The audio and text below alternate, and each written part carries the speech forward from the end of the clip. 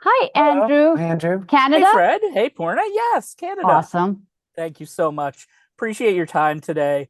Poorna, I want to start with you because I was a huge fan of the first season, huge fan of the second season. Yay. I love seeing you in all of these really high profile roles as of late, as a woman who takes charge. And I think one of the things about Lucky's arc this year that I love a lot is that we get to see her even more in charge. I feel like she's coming into her own even more. So, what's it like coming back to this character and being able to really exude even more power than you did in the first season?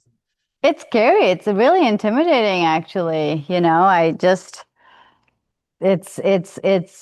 my own life, I'm not an introvert, but whatever. But Lucky is a very over the top, very powerful, very boss bitch energy. So it's so fun to step into her shoes always.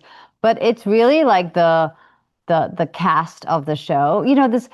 This show really isn't about, this or that. Is literally just about laughs. It just but will bump you from one laugh to another to another. So the mandate is, how do you be sillier, more physical? How do you things even more absurd than they were season one? And with the addition of the legend Fred Armisen, that became much easier. We're here to meet with the proprietor of this esteemed establishment. I know who you are. You guys are legends around these parts. Hey, it ain't easy, Pimp, but we out here. Mr. Sugar, we've run out of places to hide our money. I don't do anything illegal here.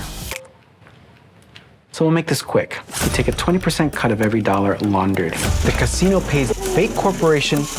We could do really bad things together. Right now? Yes. Do I have your consent to unbutton your pants? You do. You okay? Just daydreaming about the first thing I'm gonna buy when we get our money clean. I'm gonna need this in an extra small. Bag them all up. You could put your gun away. It's my emotional support gun. Yeah, and Fred, for you, you've had so many memorable roles over the years where you've played really sketchy people with very unique looks. And I think this is another feather in your crown to play this character. And I was wondering what it was like coming up with like the look and the cadence and how Bob Sugar was going to move and what the process was like and how that differs from other similarly ethically challenged people that you've played in the past. Well, it's that I didn't want there to be any cliches. So when I met with the showrunners and the writers, I was like sort of protective of let's make sure we don't do a bunch of stuff we've seen before. And they beat me to it.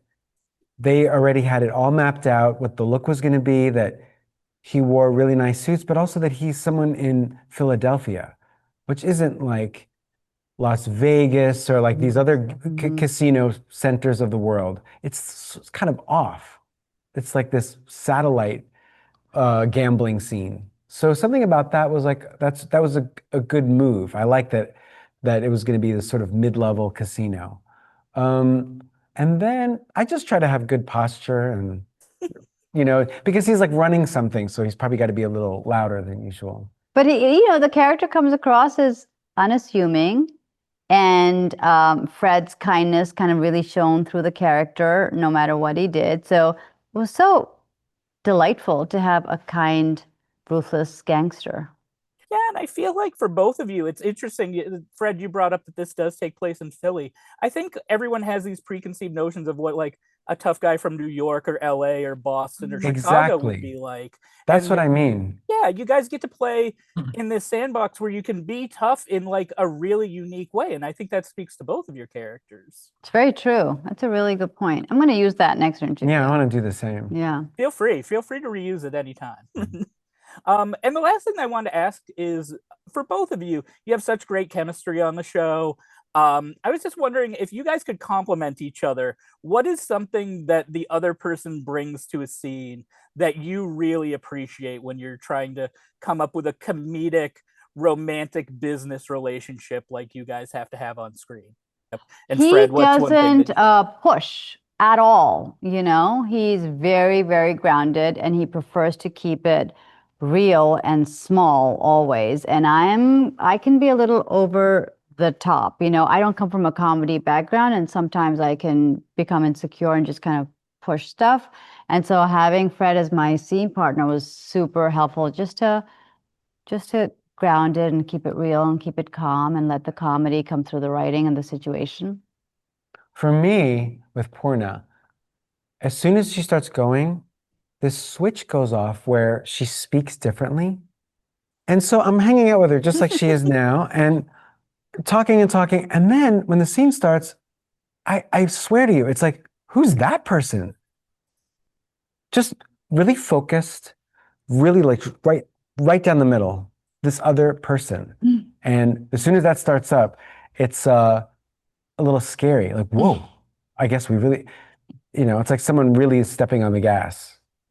Wonderful. Thank you guys so much. Thank I really you. appreciate it. Have a lovely rest of your day. Take care, guys. Thank you. You Thank too. you. Like what you just saw? Why don't you check out one of these other videos? And while you're at it, like, share, and subscribe if you feel so inclined. Thanks for watching and have a wonderful day.